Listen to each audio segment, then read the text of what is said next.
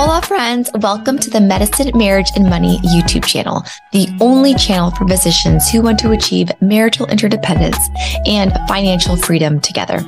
On this channel, you will learn how to show up as the best version of yourself so that you can love intentionally and build a more financially savvy relationship with your spouse. And I am your host, a physician mom, a doctor's wife, a Gottman leader, a certified life and marriage coach, Dr. Kate Mangona. Welcome. Bienvenidos.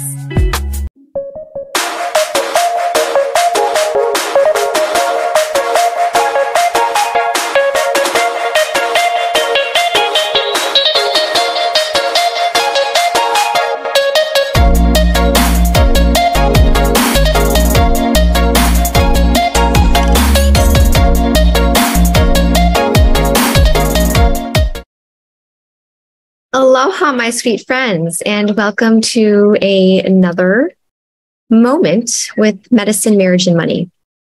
Today, I want to talk about this concept of the Zen garden. And today I am on day 2 of a mindfulness retreat here in Oahu, in the beautiful Hawaii, with a dear friend and palliative care physician, leader in the mindfulness space, Dr. Farial Michaud. Now, she has been on my podcast before, and she has created an amazing following of people who love mindfulness, love intentional living, and love everything about life, its imperfections, its beauty, its impermanence, and its incompleteness. And I wanted to share one of the concepts we learned on day 1 and then put them into practice on a forest bathing experience we went to on day 2 in Waimea Beach Resort. It was it's a forest. It's a forest. And so the concept comes from Japan. And they put into practice when you're in the Zen gardens and maybe having a tea ceremony. And it's called wabi-sabi. Wabi-sabi. And I feel like you can take this concept or this practice and apply it to any part of your life. You know, here at Medicine, Marriage, and Money, we focus on our marriage. We focus on our relationships with ourselves and our relationships with our colleagues in medicine, with our friends. So the meaning of wabi-sabi is threefold. Nothing is permanent, nothing is complete, and nothing is perfect. So when we're doing this forest bathing experience today, it's basically walking through the forest and noticing everything in nature that is incomplete, imperfect, and impermanent, which is basically everything. And touching it, hearing the crunch or the feel, touching the moss, the green moss next to the dead moss, looking at the leaves that are decaying with the holes and seeing how transparent they are, and how when something is so close to decay, it becomes almost transparent.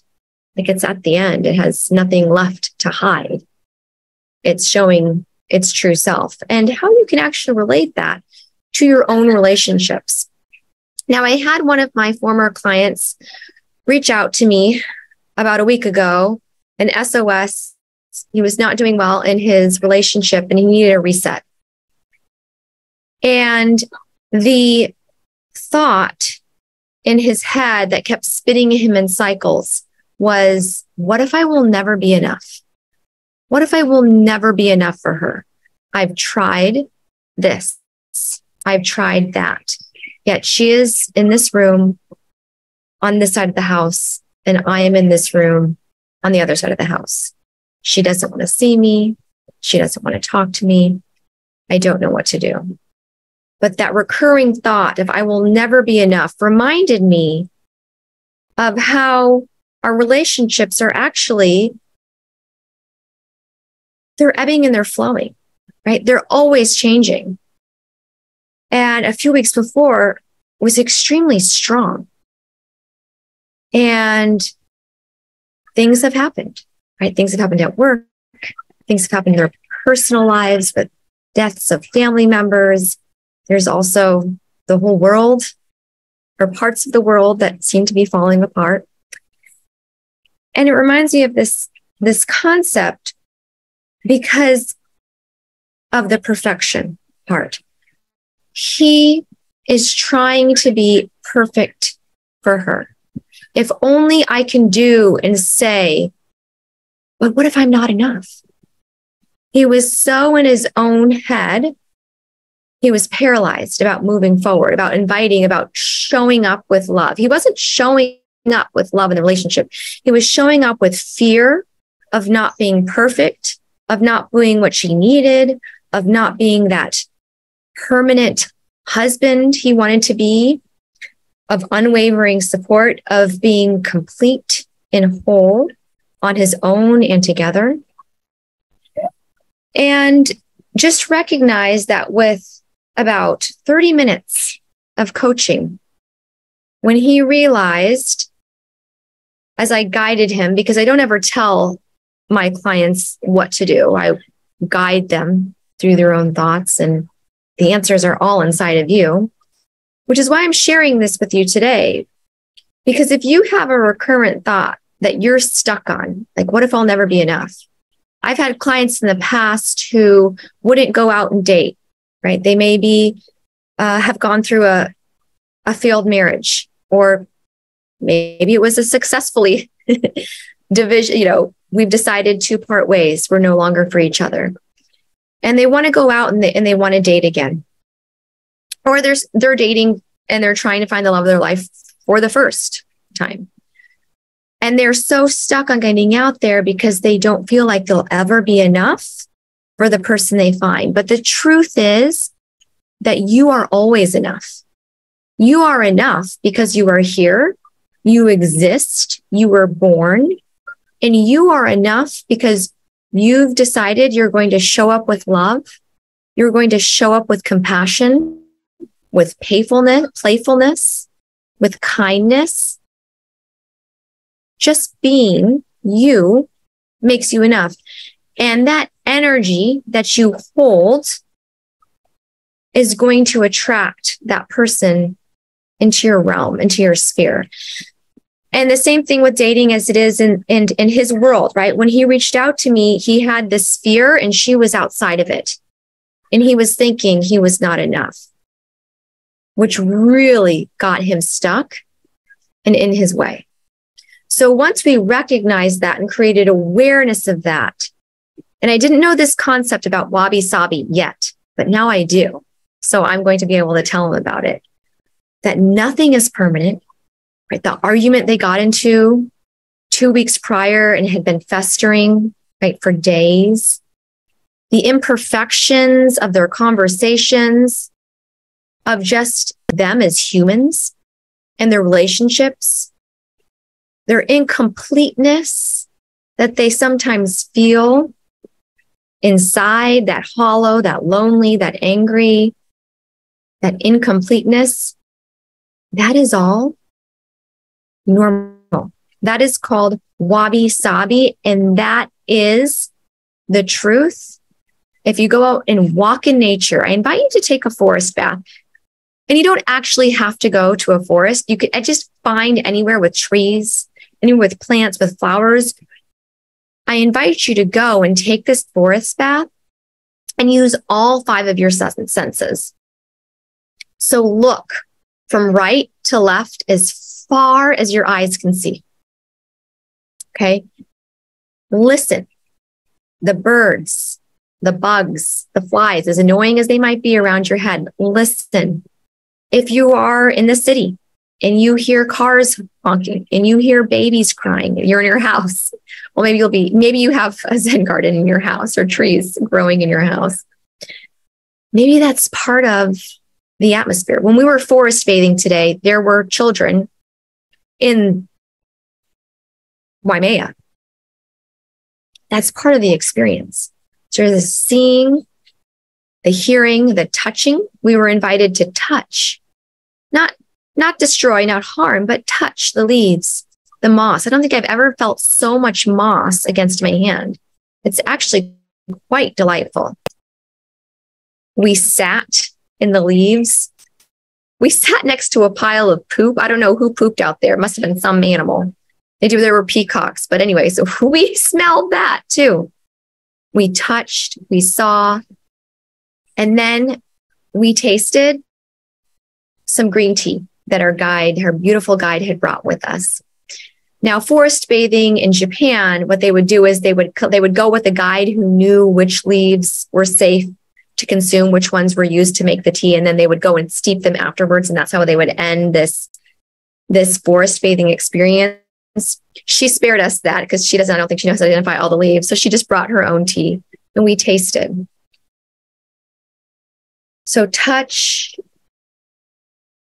Oh, and then smell. So all the senses, right? What you can see, the furthest away, what you can smell, what you can hear, what you can taste, what you can feel. And so with all of these concepts, the forest bathing, wabi-sabi, noticing the decay, how there will be entire branches or flowers that are completely dead or they appear dead.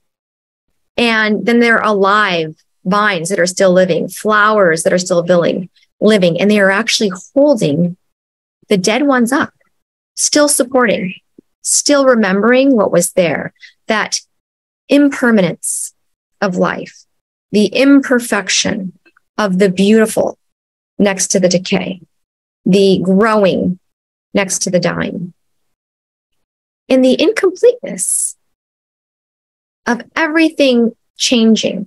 Every time you go back to this place, something is different. The waterfall today in Waimea was not even flowing. It was a trickle. And typically when you go and you visit this place, there's an opportunity for the very end of the walk to jump in and swim. As the waterfall was not flowing, the tide was down. It was incomplete today. So I want to invite you, next time you're feeling stuck in your relationship, figure out where you are fighting the imperfection, where you're fighting the impermanence or the incompleteness. Is it a thought such as I'll never be enough, or they'll never appreciate me, or I don't know what to do next? Because the truth of the matter is you do know.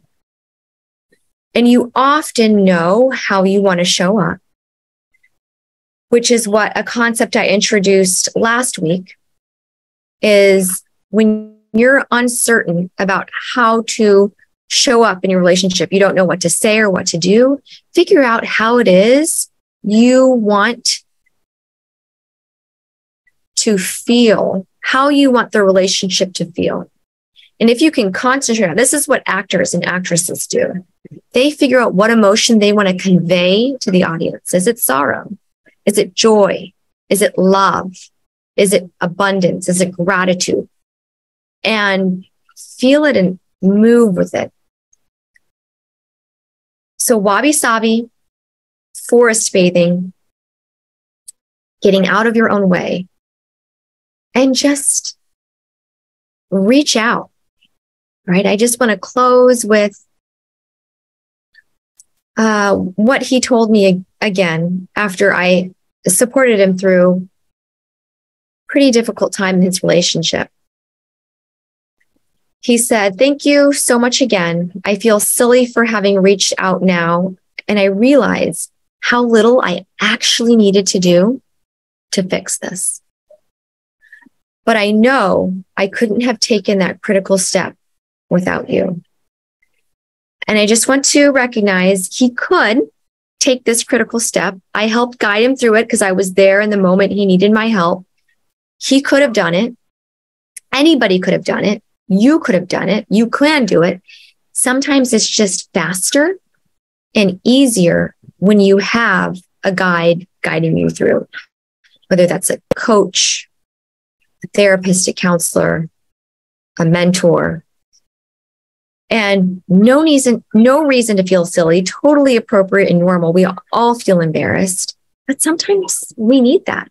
When we have traps in our mind wants to lie to us. Our brain goes to places that bring us more pain because that is just the way the hippocampus works. We want to avoid pain and we ruminate. And we have a mix between our primal hindbrain and our more complex frontal cortex.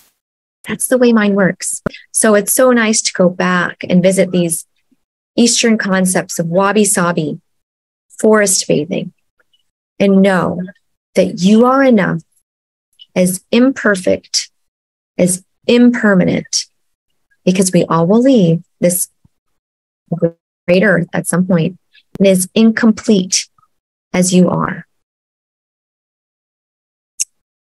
So much love. I hope that helps you in your relationship today, inside of your own soul, in your marriage, with your children, with your coworkers. So much love.